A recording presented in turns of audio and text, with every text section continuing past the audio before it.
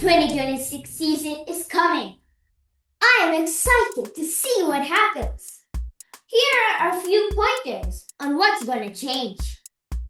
The F1 sport is going through one of its biggest changes in years as teams prepare for a completely new generation of cars and racing rules that start in 2026. The cars will be smaller, lighter, about 30 kgs less, and more agile with active aerodynamics, meaning the front and rear wing can change configuration to give more grip in corners or less drag in straights, instead of the old DRS system. The power units will still be 1.6-liter turbo hybrids, but with the complex MGOH removed and a much larger electric component so that the power is split roughly 50-50 between combustion and electric. And they run on sustainable fuels to help F1 reach net zero goals. The tires are slightly narrower and drag reduced to improve racing and efficiency. New tactical systems like overtake and boost modes give drivers extra power in key situations. And the emphasis on safety, closer competition, and sustainability is stronger than ever before. One of the biggest changes isn't how the cars are powered or how they race, but how physically smaller they are compared to the current machines.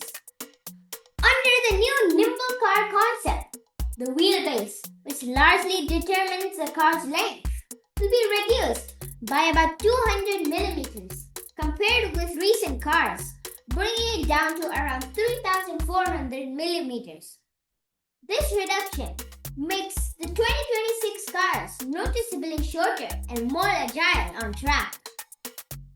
In addition to the shorter wheelbase, the overall width of the car is also being cut by 100 millimeters to about 1,900 millimeters, and other dimensions like the floor width are slimmer too. The tires are also slightly smaller. The front and rear tires are made thinner by 25 millimeters, all part of the effort to make the cars lighter, nimbler, and easy to follow in close racing. These changes to the car are made to make the car cheaper, lighter, and faster. For 2026, the F1 grid sees some notable shifts. Cadillac enters as a brand new team, expanding the field to 11 teams and 22 drivers.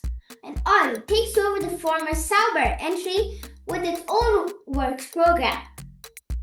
On the driver front, Isaac Hadjar is promoted to senior Red Bull Racing seat alongside Max Verstappen, while Alfred Lindblad graduates from F2 to race for sister Racing Bull's team. And Yuki Tsunoda moves to a reserve role. Sergio Perez and Valtteri Bottas return to full-time racing with a new Cadillac team, and established pairings like George Russell and Kimi Antonelli at Mercedes, and Lando Norris and Oscar Piastri at McLaren largely remain intact, giving a mix of continuity and fresh faces as the sport enters its new era of regulations. For 2026, there's one main circuit change. The new Madrid Grand Prix will debut on a freshly built street urban circuit called Madrid in Madrid, replacing the Emilia-Romagna Grand Prix at Imola, which is no longer on the calendar for 2026. Madrid will join Barcelona as the second race in Spain, and the overall schedule still has 24 races, with a few date shifts like Canada moving to May and Monaco moving to early June to improve travel logistics, helping create a more geographically efficient flow of events around the world. The 2026 season is bringing big changes. Stay tuned for my next videos to learn more. Thank you.